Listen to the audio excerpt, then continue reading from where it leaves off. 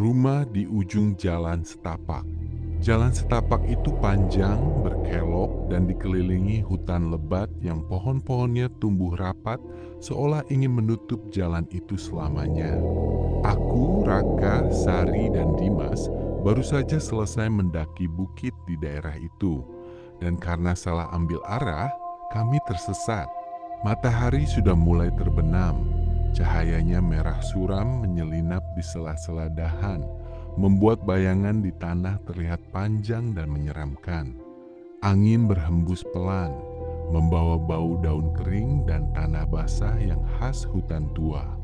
Kita harus cari tempat berteduh cepat, nanti malam turun kabut lagi, kata Raka sambil memandangi langit yang mulai berubah kelabu. Kakinya sudah lelah, sama seperti kami semua. Kami sudah berjalan hampir 2 jam tanpa melihat tanda-tanda pemukiman. Lihat, di sana ada cahaya, seru Sari sambil menunjuk ke arah kanan jalan. Di kejauhan, samar-samar terlihat kilatan cahaya redup, seolah ada lampu minyak yang menyala di balik pepohonan. Kami langsung berjalan ke arah itu. Semangat kami kembali menyala, berharap ada warga yang bisa kami tumpangi atau sekedar bertanya jalan pulang. Semakin dekat, kami melihat sebuah rumah besar bergaya kolonial tua, terbuat dari kayu kokoh berwarna coklat gelap. Rumah itu berdiri sendiri, jauh dari rumah warga lain, di pinggir sebuah lembah yang dalam. Pagarnya tinggi, terbuat dari besi yang sudah berkarat dimakan usia. Tapi gerbangnya terbuka lebar, seolah sedang menunggu kedatangan tamu. Di beranda depan ada lampu gantung tua yang menyala remang, memancarkan cahaya kuning pucat yang membuat suasana makin suram. Wah, rumahnya besar banget, tapi sepi ya, gumam Dimas sambil memandangi bangunan itu dengan rasa penasaran. Kami masuk ke halaman. Rumah itu terawat sekali, padahal terlihat sangat tua. Rumput di halaman dipotong rapi, tidak ada sampah atau dedaunan kering yang berserakan. Saat kami sampai di beranda, pintu kayu besar itu terbuka perlahan sendiri, mengeluarkan suara berdecit panjang yang memekakan telinga. Krek. Seorang wanita tua berdiri di ambang pintu. Rambutnya memutih semua, disanggul rapi di belakang kepala. Ia mengenakan kebaya jadul berwarna gelap dengan wajah yang berkerut, namun matanya tajam menatap kami satu persatu. Selamat datang, Nak. Sudah lama saya menunggu kedatangan kalian. Suaranya parau namun jelas, membuat kami saling pandang bingung. Maaf ibu, kami tersesat dari jalan utama. Bolehkah kami istirahat sebentar di sini sampai gelap reda? Kami akan bayar kok, kata Raka sopan. Wanita itu tersenyum tipis, senyum yang tidak sampai ke matanya. Tidak perlu bayar. Di rumah ini selalu ada tempat untuk anak-anak yang tersesat. Masuklah, masuklah. Kami pun masuk ke dalam. Udara di dalam rumah itu terasa dingin, jauh lebih dingin dibandingkan udara di luar. Ada bau harum menyan yang sangat pekat, bercampur dengan bau kayu tua yang khas. Di ruang tengah, perabotannya lengkap dan rapi. Ada meja panjang, kursi-kursi kayu besar, dan di dinding tergantung banyak sekali lukisan wajah-wajah orang. Semua lukisan itu dibuat sangat nyata. Mata mereka di dalam lukisan itu seolah-olah mengikuti gerakan kami kemanapun kami melangkah. Duduklah, saya akan buatkan minuman hangat. Kalian pasti lelah sekali setelah berjalan jauh, kata wanita itu lalu berjalan masuk ke ruang belakang, menghilang di balik tirai kain tebal. Sari duduk di sebelahku, tangannya menggenggam lenganku erat. Deh, rasanya gak enak banget di sini. Lihat deh lukisan-lukisan itu, kok serem banget matanya, bisiknya pelan. Iya, aneh juga. Tapi jangan berprasangka buruk dulu. Beliau baik kok mau menampung kita, jawabku. Meski dalam hati aku juga merasa tidak nyaman. Ada sesuatu yang ganjil di rumah ini. Suasananya terlalu hening. Tidak ada suara jangkrik, tidak ada suara burung, bahkan suara angin pun tidak terdengar masuk ke sini. Hanya keheningan yang tebal.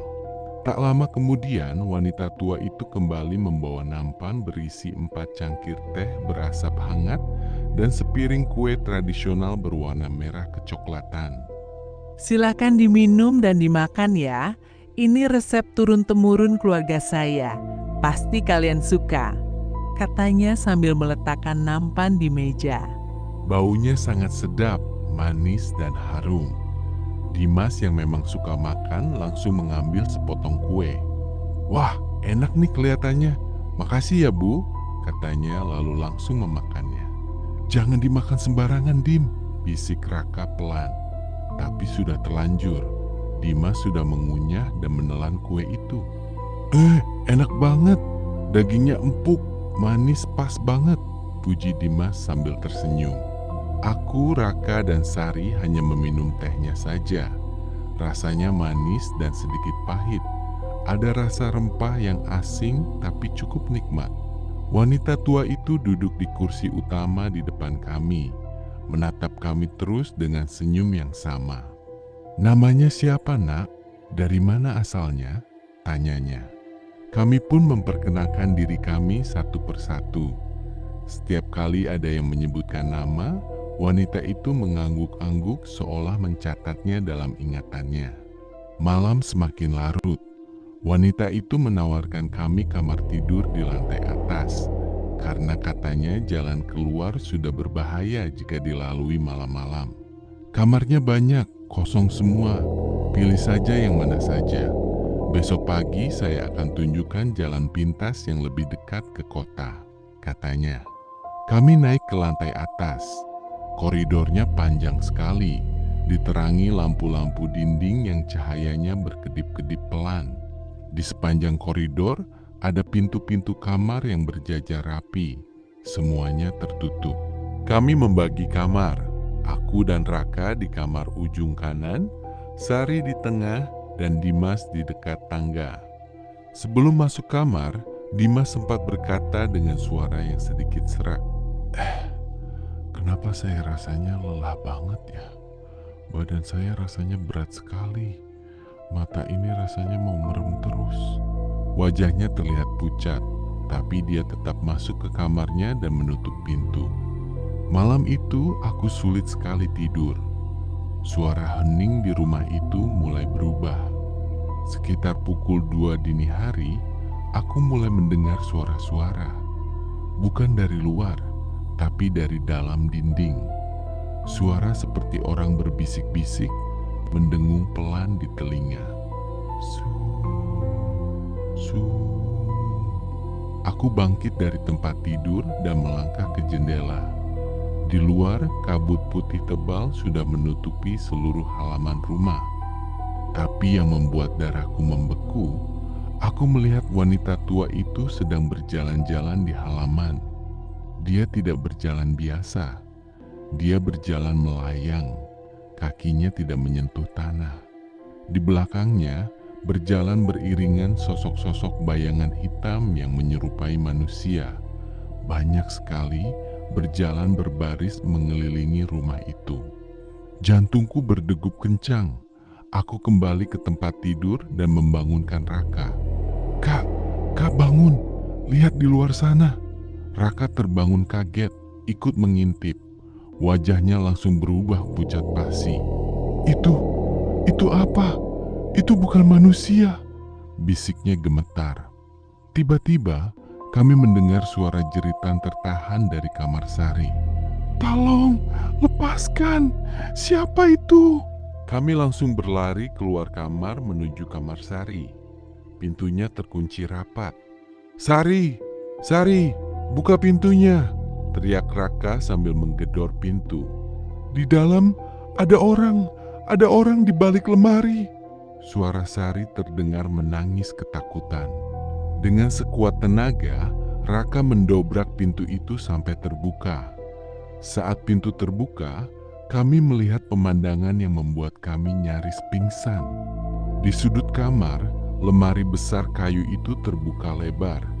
Dan dari dalam lemari itu, keluar tangan-tangan panjang, kurus, pucat, dan berkulit keriput yang sedang menarik-narik tubuh Sari. Di atas tempat tidur, di bawah selimut, terlihat ada sosok tinggi besar yang sedang duduk diam menunggunya. Kami langsung berlari menarik tangan Sari, berusaha melepaskannya. "Lari, kita harus lari dari sini sekarang juga!" teriakku. Saat kami berlari keluar kamar, kami teringat pada Dimas. Kami lari ke kamarnya. Pintu kamarnya terbuka sedikit. Kami masuk dan kami terpaku diam. Dimas sudah ada di atas tempat tidur, berbaring kaku. Matanya terbuka melotot menatap langit-langit. Di sampingnya duduk wanita tua itu, tapi wajahnya sekarang sudah berubah total. Kulitnya kering kerontang, matanya berlubang kosong hitam, mulutnya terbelah lebar sampai ke telinga, menampakkan gigi-gigi yang tajam dan berkarat. Di sekelilingnya berkerumun banyak sekali sosok-sosok yang wajahnya persis seperti lukisan-lukisan yang kami lihat di ruang tengah tadi. Dan yang lebih mengerikan, kulit Dimas mulai berubah warna menjadi pucat. Bentuk wajahnya perlahan berubah menyerupai lukisan-lukisan itu. Di dadanya ada lubang kecil yang mengeluarkan asap hitam tipis. "Kalian mau kemana? Belum bayar sewanya." Suara wanita itu berubah menjadi suara gemuruh ribuan orang sekaligus. Kami berbalik badan dan berlari secepat kilat menuju tangga. Di bawah, tangga itu ternyata tidak lagi mengarah ke ruang tengah. Tangga itu berubah menjadi jalan panjang gelap yang menurun ke bawah, ke dalam tanah. Dinding-dinding di sekitar kami berubah menjadi ratusan wajah-wajah orang yang terperangkap, meringis, meminta tolong, memanggil nama kami. "Jangan tinggalkan kami, jadilah teman kami." Jeritan mereka memenuhi telinga. Kami tidak berhenti, kami terus berlari menerobos kegelapan, menerobos kabut dingin yang menusuk tulang. Di depan kami, samar-samar terlihat cahaya remang-remang, gerbang utama rumah itu. Gerbang itu kini tertutup, tapi ada celah kecil di antaranya. Kami menerobos keluar, menabrak semak belukar, lari tanpa arah sampai kami jatuh tersungkur di pinggir jalan aspal utama. Kami tidak tahu berapa lama kami tergeletak di sana, sampai ada mobil yang lewat dan menolong kami. Kami tidak sadarkan diri selama berhari-hari di rumah sakit. Setelah pulih, kami kembali ke lokasi itu dengan polisi untuk mencari Dimas. Tapi yang kami temukan hanyalah reruntuhan bangunan tua yang sudah rata dengan tanah, tertutup semak belukar. Di sana tidak ada rumah besar, tidak ada wanita tua, tidak ada apa-apa. Hanya ada satu batu nisan tua yang tertulis nama pemilik rumah itu, Nyi Rarasati, meninggal tahun ke-1927. Dan yang paling mengerikan, saat kami pulang ke rumah masing-masing, aku menemukan sebuah lukisan kecil terselip di dalam tasku. Itu lukisan wajahku. Wajahku yang pucat, matanya kosong, dan tersenyum lebar persis seperti lukisan di rumah itu. Di sudut lukisan itu ada tulisan kecil, "Menunggu saatnya pulang." Sejak malam itu, setiap kali aku menatap cermin, aku selalu merasa ada bayangan wanita tua berdiri di belakangku. Dan setiap kali malam tiba, aku mendengar suara langkah kaki berhenti tepat di depan pintu kamarku, menunggu aku membukanya dan kembali ke rumah itu untuk menambah koleksi lukisan di dindingnya. Karena di rumah di ujung jalan setapak itu, tamu tidak pernah benar-benar pulang. Mereka hanya menunggu waktu untuk